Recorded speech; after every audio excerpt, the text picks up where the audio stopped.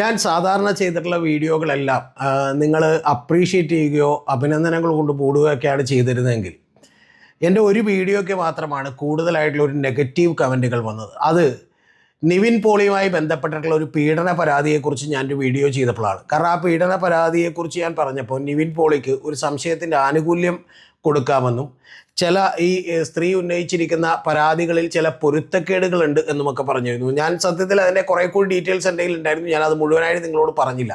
കാരണം ചിലതൊക്കെ നമുക്കൊന്ന് കൺഫേം ചെയ്യാൻ പറ്റാത്തതുകൊണ്ടാണ് അത് പറയാതിരുന്നത്. നേര്യമംഗലം പോലീസ് സ്റ്റേഷനിൽ ആദ്യം കൊടുത്ത പരാതി മുതൽ വീണ്ടും കൊടുത്തിട്ടുള്ള രണ്ടാമത്തെ പരാതി മുതലുള്ള കാര്യങ്ങളിലൊക്കെ ചില പൊരുത്തക്കേടുകളുണ്ടായിരുന്നു. അപ്പോൾ അതിൻ്റെ താഴെ വന്നിട്ടുള്ള ചില കമൻറ്റുകൾ എന്ന് പറയുന്നത് ഇത് നിവിൻ പോളി മാത്രം അത്ര വിശുദ്ധനാണോ എന്ന് ചോദിച്ചുകൊണ്ടുള്ള കമൻറ്റ് വന്നു. പിന്നെ ഉപദ്രവിച്ചു എന്നാണ് ആദ്യത്തെ പരാതി എന്ന് ഞാൻ പറഞ്ഞപ്പോൾ നിങ്ങളിൽ ചിലർ ചോദിച്ചിരുന്നു, അതായത് ഉപദ്രവം എന്ന് പറഞ്ഞാൽ അതിൽ പിന്നീട് ലൈംഗിക അതിക്രമം കൂടി വരില്ലേ എന്നൊക്കെ പറഞ്ഞിരുന്നു. അതൊക്കെ ശരി തന്നെയാണ്, ഞാൻ നിങ്ങളുടെ അഭിപ്രായങ്ങളെ മാനിക്കുന്നു. പക്ഷേ നിങ്ങൾക്കറിയാത്തൊരു കാര്യം, ഞാൻ വീഡിയോ എടുക്കുമ്പോൾ ഞാൻ കുറേ കൂടി വിശദമായി ഒരു റിസർച്ച് നടത്തി അതിനെക്കുറിച്ച് പഠിച്ചിട്ടാണ് ഞാൻ വീഡിയോ ചെയ്യുന്നത്. തെറ്റുകൾ സംഭവിക്കുന്നില്ല എന്നല്ല, വളരെ അപൂർവമായി വളരെ കുറച്ച് മാത്രമേ അതുകൊണ്ട് തെറ്റുകളൊക്കെ സംഭവിക്കാറുള്ളൂ. അത് പറയുമ്പോൾ എന്തെങ്കിലും മാറിപ്പോകുന്ന തെറ്റുകൾ മാത്രമാണ്. ഇപ്പോൾ ഉദാഹരണത്തിന് നിങ്ങളോട് പറഞ്ഞിട്ടുണ്ടെങ്കിൽ UP എന്ന് പറയുന്ന UPയിൽ 224 സീറ്റ് കോൺഗ്രസ്സിന് കിട്ടി എന്ന് പറയുമ്പോൾ അത്തരത്തിലുള്ളൊരു വീഡിയോ ആദ്യം ചെയ്യുന്നത് ഞാനാണ്.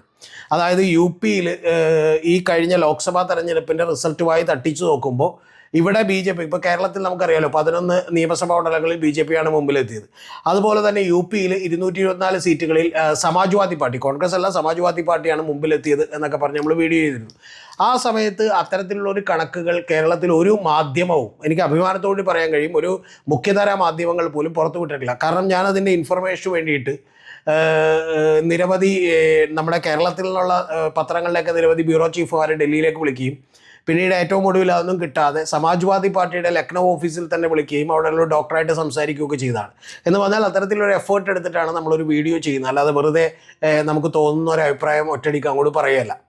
ഇതുപോലെ തന്നെ നമുക്കറിയാം ജയരാജൻ്റെ മകൻ, ജയരാജൻ്റെ മകന് കോപ്പി ബിസിനസ് ഉണ്ട് എന്ന് പറഞ്ഞപ്പോൾ എന്താണ് ആ കോപ്പി ബിസിനസ് എന്ന് ആദ്യമായി പറയുന്നത് നമ്മളാണ്, നമ്മുടെ ചാനലിലൂടെയാണ്. അപ്പോൾ ഇത്തരം കാര്യങ്ങളൊക്കെ പറയാൻ കാരണം നമ്മൾ അത്തരത്തിലുള്ള റിസർച്ച് ചെയ്തിട്ടാണ്. പലപ്പോഴും ആ റിസർച്ച് ചെയ്ത് കിട്ടുന്ന മുഴുവൻ ഇൻഫർമേഷൻസും നമുക്ക് പുറത്തേക്ക് പറയാൻ പോലും പറ്റില്ല. കാരണം അതിനൊക്കെ ആധികാരികമായ തെളിവൊന്നും നമുക്ക് ഹാജരാക്കാൻ പറ്റില്ല. അപ്പോൾ അത്തരത്തിൽ ഈ നിവിൻ പോളിയുമായുടെ പീഡന പരാതിയുമായി ബന്ധപ്പെട്ട് ഞാൻ നേരത്തെ തന്നെ കഴിഞ്ഞ ദിവസങ്ങളിൽ തന്നെ ഒരു റിസർച്ച് നടത്തിയപ്പോൾ എനിക്ക് നിരവധി കാര്യങ്ങൾ കിട്ടിയിരുന്നു. പക്ഷേ ഒരു പരാതി വളരെ അസേർട്ടീവായ തെറ്റാണെന്നോ അല്ലെങ്കിൽ നിവിൻ പോളി നിരപരാധിയാണെന്നോ നമ്മൾ പറയുന്നത് ശരിയല്ലാത്തതുകൊണ്ടാണ് നമ്മൾ ആ വീഡിയോ അങ്ങനെ ചെയ്തത്.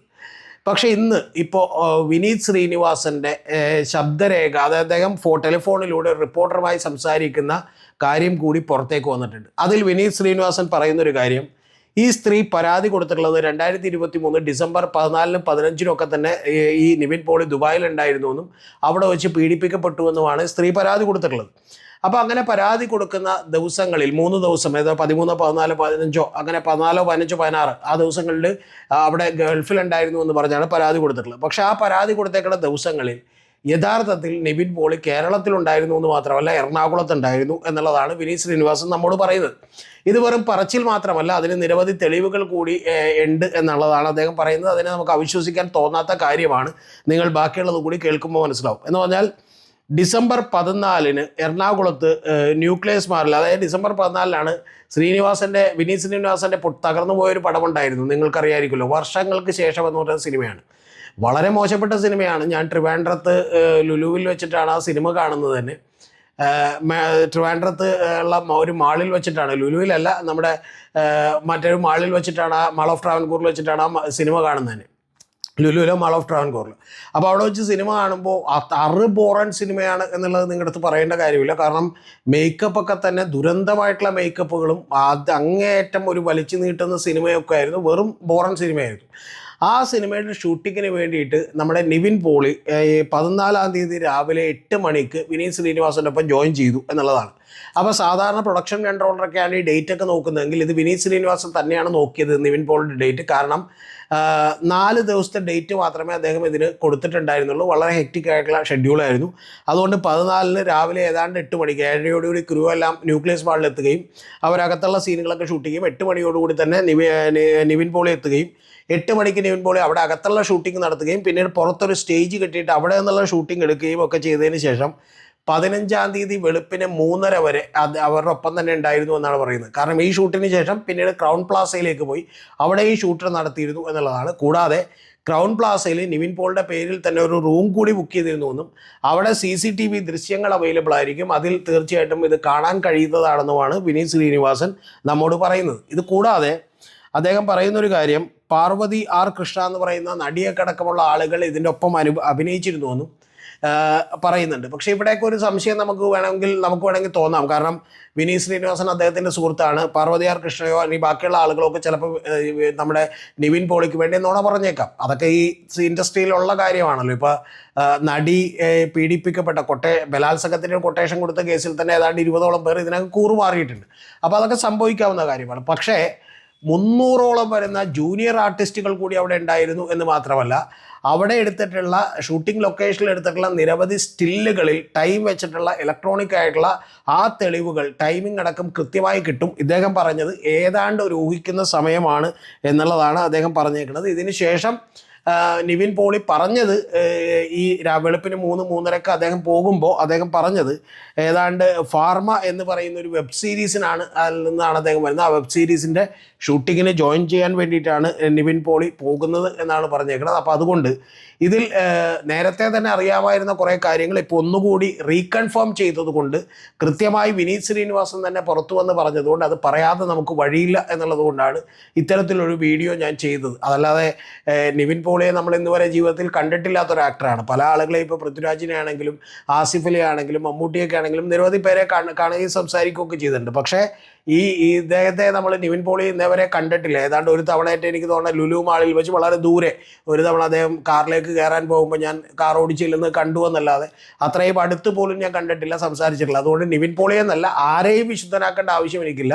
തീർച്ചയായും ഞാൻ അതിജീവിതകൾക്കൊപ്പമാണ്. അതുകൊണ്ടാണ് ഞാൻ വളരെ ശക്തമായി മോഹൻലാലിനും മമ്മൂട്ടിക്കുമെതിരെ പോലും ഇത്തരത്തിലുള്ള വീഡിയോകൾ നിരവധിയായിട്ട് ചെയ്തിട്ടുള്ളത്. പക്ഷേ ഇതിൻ്റെ പിന്നിൽ സത്യമില്ലെങ്കിൽ നമുക്ക് സത്യമില്ല എന്ന് മാത്രമേ പറയാൻ കഴിയൂ. അതുകൊണ്ട് ഈ പീഡന പരാതിയുടെ കാര്യത്തിൽ നമുക്ക് വലിയ സംശയങ്ങളുണ്ട്. ഇനി അല്ലെങ്കിൽ ഈ പെൺകുട്ടിക്ക് പരാതിയുടെ ഡേറ്റ് മാറിപ്പോയതാണ് എന്നുള്ളത് നമുക്ക് തോന്നണം. പക്ഷെ അതുമില്ല.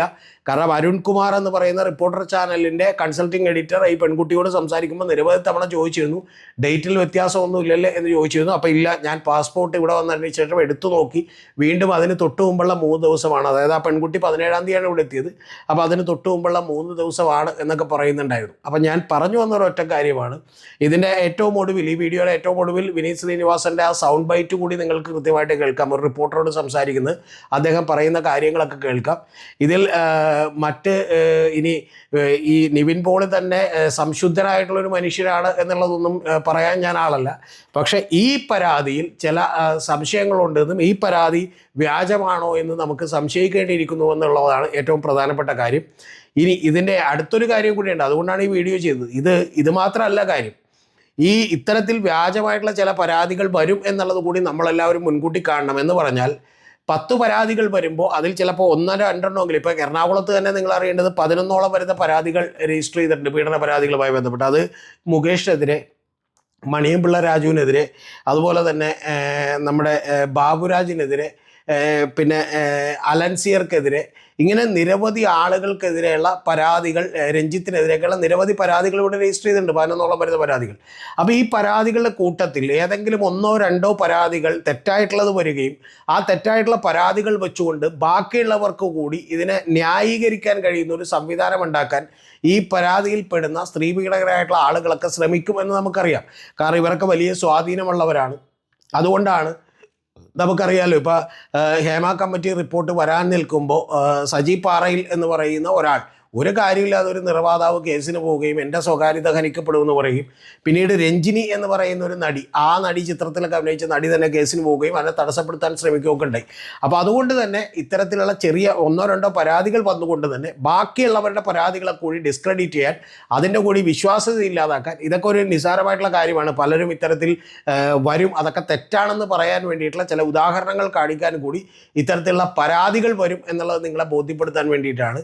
അതുകൊണ്ടാണ് നിങ്ങളോട് പക്ഷെ സത്യം പറയണം എന്ന് നിർബന്ധമുള്ളത് കൊണ്ടാണ് കഴിഞ്ഞ വീഡിയോയിൽ ഇതിൻ്റെ ഈ പരാതിയെക്കുറിച്ച് നമുക്ക് ചില പൊരുത്തക്കേടുകളുണ്ട് എന്നുള്ളതും ഇതിൽ നിവിൻ പോളിക്ക് സംശയത്തിൻ്റെ ആനുകൂല്യം നൽകേണ്ടതുണ്ട് എന്നും ഞാൻ പറഞ്ഞു വെച്ചത്. മുഴുവനായും തെറ്റാണെന്നൊക്കെ പറയൽ ഒരു അന്വേഷണം നടന്നുകൊണ്ടിരിക്കുമ്പോൾ ശരിയല്ലാത്തതുകൊണ്ടാണ്. പക്ഷേ ഇപ്പോൾ ഇത് പുറത്തേക്ക് വന്നിട്ടുള്ള ഈ വിനീത് ശ്രീനിവാസൻ്റെ വെളിപ്പെടുത്തൽ കൂടി നിങ്ങളൊന്ന് കേൾക്കുമ്പോൾ ഏതാണ്ട് കാര്യങ്ങൾ നിങ്ങൾക്ക് വ്യക്തമാകും. പക്ഷെ അപ്പോഴും ഞാൻ നിങ്ങൾ ഓർമ്മിപ്പിക്കുന്നു, ഇതിൻ്റെ അടിസ്ഥാനത്തിൽ ബാക്കിയുള്ള എല്ലാ പരാതികളെയും ഡിസ്ക്രെഡിറ്റ് ചെയ്യാനുള്ള ശ്രമങ്ങളെ നമ്മൾ ചെറുക്കേണ്ടതാണ്. അവരെ എല്ലാ വിശ്വാസ്യതയ്ക്ക് ഈ അതിജീവിതകളുടെ എല്ലാ വിശ്വാസ്യതയെ ഹനിക്കാനുള്ള ചില ശ്രമങ്ങളുടെ ഭാഗമായിട്ടാണ് ഇത്തരത്തിൽ ചില പരാതികൾ പോലും വരാനിടയായിട്ടുള്ളത്. ഈ പരാതി എന്ന് ഞാൻ പറയുന്നില്ല, ഇനിയും ചില പത്രത്തിലുള്ള പരാതികൾ വന്നേക്കാം. പക്ഷേ അത്തരത്തിലുള്ള പരാതികൾ പോലും വരുന്നത് അതുകൊണ്ടായിരിക്കും എന്ന് പറയുന്ന തിരിച്ചറിവ് കൂടി നമ്മൾ മലയാളികൾക്ക് ഉണ്ടാകേണ്ടതാണ്. നിങ്ങൾ ഈ ഓഡിയോ കേൾക്കുമ്പോൾ ബാക്കി കൂടി വ്യക്തമാകും. അതെ, ഡിസംബർ 14 രാവിലെ തൊട്ട് നിവിൻ നമ്മുടെ കൂടെ ഉണ്ടായിരുന്നു. അതായത് ഞങ്ങൾ ഷൂട്ട് ചെയ്തത് തൃപ്പൂണിത്തുറ നമ്മുടെ ന്യൂക്ലിയസ് മാളില്ലേ, ന്യൂക്ലിയസ് മാളിലാണ് നമ്മൾ ഷൂട്ട് തുടങ്ങുന്നത്. ഒരു 8 മണി, ഞങ്ങളൊരു 7-7:15 ക്രൂ അസംബിൾ ചെയ്ത് 8 മണിയോട് കൂടിയിട്ട് നിവിൻ വന്ന് 8:30 ആയപ്പോഴേക്കും നമ്മൾ ഷൂട്ട് തുടങ്ങിയെന്നാണ് എൻ്റെ ഓർമ്മ. നമ്മൾ തിയേറ്ററിന്റെ അകത്തുള്ള പോർഷനാണ് ഫസ്റ്റ് ഷൂട്ട് ചെയ്യുന്നത്. ഇപ്പോൾ വർഷങ്ങൾക്ക് ശേഷത്തില് ലാസ്റ്റ് നിവിൻ തിയേറ്ററിൽ വന്ന് സിനിമ കാണുന്ന ഒരു പോർഷൻ ഉണ്ട്. അപ്പൊ ആ പോർഷനാണ് നമ്മൾ ആദ്യം ഷൂട്ട് ചെയ്യുന്നത്. അത് ഷൂട്ട് ചെയ്ത് നമുക്കപ്പോ ഈ ക്രൗഡും ഉണ്ടല്ലോ, ക്രൗഡായിട്ട് അഭിനയിക്കുന്ന ആളുകളും ഒക്കെ ഉണ്ട്. അപ്പം നിങ്ങൾക്ക് ഇത് പ്രൂവ് ചെയ്യാൻ വലിയ മെനക്കേടും ഉണ്ടാവില്ല. അപ്പൊ ഞാൻ തന്നെ അതിന്റെ ഡീറ്റെയിൽസ് തരാം. അപ്പൊ അത് കഴിഞ്ഞിട്ട് നമ്മള് പുറത്ത് വന്നിട്ട് ന്യൂക്ലിയസ് മാളിന്റെ കോമ്പൗണ്ടിനകത്ത് തന്നെ ഒരു സ്റ്റേജ് ക്രിയേറ്റ് ചെയ്തിട്ട് നിവിൻ അങ്ങോട്ടേക്ക് വരുന്നതും നിവിൻ ആ മൈക്കിൽ സംസാരിക്കുന്ന പോർഷനൊക്കെ നമ്മൾ അവിടെയാണ് ഷൂട്ട് ചെയ്തത്. അപ്പോ അന്ന് ഉച്ച കഴിഞ്ഞിട്ട് എനിക്ക് തോന്നുന്നു ഒരു 2:30-3 മണി വരെ നമ്മൾ അവിടെ ഷൂട്ട് ചെയ്തു എന്നാണ് എൻ്റെ ഓർമ്മ. ഉറപ്പായിട്ടും ആ ഒരു സമയമായിട്ടുണ്ട്, കാരണം ലഞ്ച് ടൈം ഒക്കെ കഴിഞ്ഞു പോയിട്ടുണ്ടായിരുന്നു. അപ്പൊ അത് കഴിഞ്ഞിട്ട് ഞങ്ങൾ ക്രൗൺ പ്ലാസയിലേക്ക് ഷിഫ്റ്റ് ചെയ്തു. ക്രൗൺ പ്ലാസയിലേക്ക് ഷിഫ്റ്റ് സെയിം ഡേ. കാരണം എനിക്ക് നിവിൻ ഈ ഫാർമ എന്ന് പറയുന്ന ഒരു വെബ് സീരീസ് ചെയ്യുന്നതിന്റെ ഇടയിൽ സ്ക്വീസ് ചെയ്തിട്ടാണ് നമുക്ക് ഡേറ്റ് തന്നത്. അപ്പൊ എനിക്ക് 4 ദിവസമേ നിവിന്റെ ഉണ്ടായിരുന്നുള്ളൂ. ആ 4 ദിവസം കൊണ്ട് നോക്കേണ്ടതാണ്. അപ്പൊ നിവിന്റെ കാര്യങ്ങളെല്ലാം ഞാൻ സ്ട്രേറ്റ് കോർഡിനേറ്റ് ചെയ്ത് ഡിസംബർ. അപ്പൊ എനിക്ക് അതുകൊണ്ടാണ് ഈ ഡേറ്റ്സ് ഒക്കെ കൃത്യമായിട്ട് ഓർമ്മയുള്ള. കാരണം നിവിന്റെ ഡേറ്റ്സ് മൊത്തം കൺട്രോളർ അല്ല സംസാരിച്ചത്, ഞാൻ തന്നെയാണ് സംസാരിച്ചത്. ഡിസംബർ 1, 2, 3 ഒക്കെ നിവിൻ മൂന്നാർ നമ്മുടെ കൂടെ ഷൂട്ടിനുണ്ടായിരുന്നു. അത് കഴിഞ്ഞിട്ട് പിന്നെ 14 ജോയിൻ ചെയ്തത്. 14, 15, 16 ഈ ദിവസങ്ങളിലൊക്കെ ഉണ്ടായിരുന്നു. 14 തൊട്ട് 15 വെളുക്കുന്ന വരെ ഞങ്ങൾ ഷൂട്ട് ചെയ്തിരുന്നു. 15 രാവിലെ എനിക്ക് 15 വെളുപ്പിന് സമയം ഫോട്ടോസ് എടുത്തു കഴിഞ്ഞാൽ അത് കറക്റ്റ് സമയം കിട്ടും.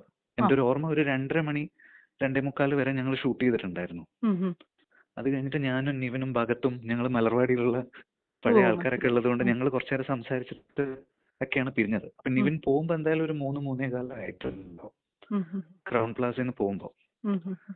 അപ്പൊ എന്റെ അടുത്ത് അന്ന് പറഞ്ഞതായിട്ട് എന്റെ ഓർമ്മ ഫാർമ എന്ന് പറഞ്ഞ അവന്റെ ഒരു വെബ് സീരീസിന്റെ ഷൂട്ട് നടക്കുന്നുണ്ട്, അപ്പൊ അതിന് പോയി ജോയിൻ ചെയ്യാണെന്ന് പറഞ്ഞ പോലെ എനിക്കൊരു ഓർമ്മയുണ്ട്. അത് എവിടെയായിരുന്നു ഷൂട്ടിങ് അങ്ങനെ പറഞ്ഞോ? കേരളം വിട്ടു പോകുന്നോ അല്ലെങ്കിൽ ഇന്ത്യ വിട്ട് പുറത്താണെന്നോ എല്ലാം പറഞ്ഞിരുന്നോ? അബ്രോഡ് ആണെന്ന് മറ്റോ? ഫാർമയുടെ ഷൂട്ട് കേരളത്തിൽ തന്നെ ആയിരുന്നു എന്റെ ഓർമ്മയില്. എനിക്ക് പക്ഷെ കറക്റ്റ് സ്ഥലം ഏതാന്ന് എനിക്ക് പറയാൻ പറ്റുന്നില്ല.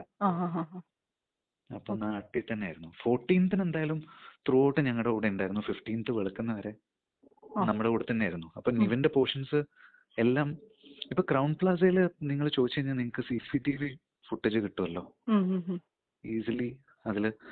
പിന്നെ നിവിന്റെ പേരിൽ നമ്മള് ക്രൗൺ പ്ലാസയിൽ ഒരു റൂം ബുക്ക് ചെയ്തിട്ടുണ്ടായിരുന്നു. അതുപോലെ നമ്മള് ഷൂട്ടിംഗ് ലൊക്കേഷനിൽ സ്റ്റിൽസ് എടുത്തു കഴിഞ്ഞാൽ നമുക്ക് ആ സ്റ്റിൽസ് ക്യാപ്ചർ ചെയ്ത ഡേറ്റ് അതിന്റെ കൂടെ തന്നെ വരും. ഇപ്പൊ ഐഫോണിലൊക്കെ നമ്മൾ ഫോണിൽ ഫോട്ടോ എടുത്തു കഴിഞ്ഞാൽ ഡേറ്റും സ്റ്റോർ ആവുമല്ലോ. അപ്പൊ അതൊക്കെ നിങ്ങൾക്ക് പരിശോധിക്കാനാണ്. പിന്നെ 10-300 ജൂനിയർ ആർട്ടിസ്റ്റ് ഉണ്ട് അന്ന് ഞങ്ങളുടെ കൂടെ ഷൂട്ട് ചെയ്യുമ്പോ. അപ്പൊ ഇവരെല്ലാരും ഷൂട്ടാണ്. അതെ അതെ, അതൊരു സംശയമില്ല. 14th to 15th early morning വരെ ഞാൻ ഉണ്ടായിരുന്നു നിവിന്റെ കൂടെ. അതുകൊണ്ട് എനിക്കത് 100% പറയാൻ പറ്റും. ഈ ഒരു ഫേക്ക് അലിഗേഷൻ ആണ് എന്നുള്ളതാണ് വിശ്വസിക്കുന്നത് അല്ലേ? വിശ്വസിക്കുന്നൊന്നല്ല. ഈ 14-15 അവൻ എന്റെ കൂടെ ഉണ്ടായിരുന്നതുകൊണ്ട് എനിക്ക് 100% പറയാൻ പറ്റും. ഇതില് ഇതിൽ വേറൊരു വാദത്തിന്റെ ആവശ്യമില്ല. കാരണം നിങ്ങൾക്ക് പ്രൂഫ് ഇഷ്ടം പോലെ കിട്ടും. ക്രൗൺ പ്ലാസയുടെ CCTV ഒരു ഫുട്ടേജ് ക്രൗഡിൽ ഷൂട്ട് ചെയ്ത ദിവസങ്ങളാണ് ഇതൊക്കെ. അതെ, ക്രൗഡിൽ ഷൂട്ട് ചെയ്തതാണ്. ആ ക്രൗഡ്, അതിന്റെ ജൂനിയർ ആർട്ടിസ്റ്റ് കോർഡിനേറ്റർ, നമ്മൾ ഷൂട്ട് ചെയ്യുന്ന സമയത്ത് പ്രൊഡ്യൂസർ ഉണ്ട്, ഞങ്ങളുടെ ആർട്ട് ഡയറക്ടർ ഉണ്ട്, പിന്നെ നിവിന്റെ കൂടെ സ്റ്റേജിൽ പാർവതി ആർ കൃഷ്ണ എന്ന് പറഞ്ഞിട്ട് അവര് ആക്ടറും ആണ് ആങ്കറും ആണ്. അപ്പൊ ഇവരോട് ആരോട് വേണമെങ്കിലും ചോദിക്കാവുന്നതാണ്. ഇവരെല്ലാരും ഉണ്ടായിരുന്ന ഷൂട്ടാ. പിന്നെ അന്ന് എഴുതിയിട്ടുള്ള വൗച്ചേഴ്സ്, പ്രൂഫ് നിങ്ങൾക്ക് 100,000 പ്രൂഫ് കിട്ടും. ഇവൻ ന്യൂക്ലിയസ് മോളിൽ പോലും നിവിൻ അങ്ങോട്ടും ഇങ്ങോട്ടും ഡേ ഫുൾ അവിടെ ഉണ്ടായിരുന്നാണല്ലേ? ഡേ ഫുൾ അവിടെ ഉണ്ടായിരുന്നു. ഡേ ഫുൾ അല്ല, അന്ന് ഒരു 3 മണി വരെ ഞങ്ങൾ അവിടെ ഷൂട്ട് ചെയ്തിട്ടുണ്ട്. അതിനുശേഷം ഷൂട്ടിംഗ് ഉണ്ടായിരുന്നോ? നമുക്ക് 15th ഏർലി മോർണിംഗ് കഴിഞ്ഞിട്ട് പിന്നെ ഞങ്ങള് 16-ാം തീയതി ഉച്ച കഴിഞ്ഞിട്ടായിരിക്കും ഷൂട്ട് തുടങ്ങിയിട്ടുണ്ടാവുക. പക്ഷെ അന്ന് നിവിന്റെ പോർഷൻ 15-ാം തീയതി വെളുപ്പിന് കഴിഞ്ഞിരുന്നു. കാരണം ഞങ്ങൾ അത് അങ്ങനെ തീർക്കാൻ തന്നെ കാര്യം നിവിന്റെ ഫാർമയ്ക്ക് പോണെന്ന് പറഞ്ഞത് കൊണ്ടാണെന്നാണ് എന്റെ ഒരു ഓർമ്മ. ഈ വൈറലായ വീഡിയോ ആണോ അവിടെ ഷൂട്ട് ചെയ്തത്? അതെ, അതെല്ലാം ഷൂട്ട് ചെയ്ത ഒറ്റ ദിവസമാണ്. 14th രാവിലെ തിയേറ്ററിന്റെ അകത്തുള്ള പോർഷൻ, പിന്നെ സ്റ്റേജിലുള്ള പോർഷൻ, പിന്നെ ക്രൗൺ പ്ലാസയിൽ ഉള്ള നിവിന്റെ കംപ്ലീറ്റ് സീൻസ്